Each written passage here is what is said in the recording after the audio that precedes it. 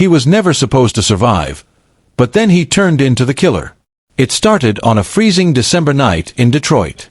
The streets were slick with ice, and the air smelled like gasoline and silence. That night, a car exploded in an abandoned lot just a few blocks from 8 Mile. Inside it was a 17-year-old boy named Jalen. Everyone thought he was dead, burnt beyond recognition. The fire department found what looked like a lifeless body near the wreck, clinging to the edge of death. But Jalen didn't die. He crawled out, barely breathing, skin scorched, eyes filled with something more dangerous than pain, memory. The doctors called it a miracle. The police called it gang-related. But Jalen, he called it betrayal. While recovering in the hospital, silent and scarred, he remembered 3 things. The tattoo on the shooter's wrist, a black viper curled around a dagger. A silver necklace hanging from the rearview mirror, the same one that belonged to his sister who went missing a year before. And the voice.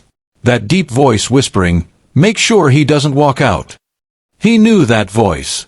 It haunted him every time he closed his eyes. 2 years passed.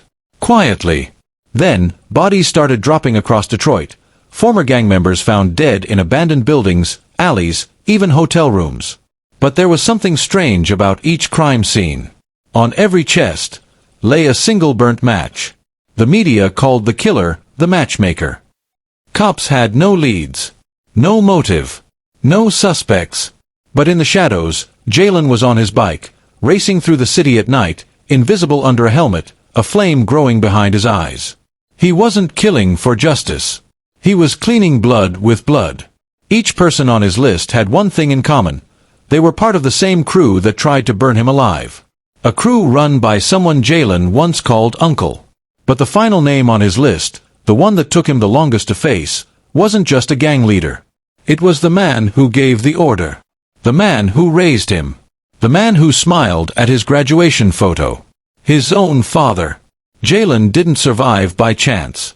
He was reborn, to bury the ones who made him a monster.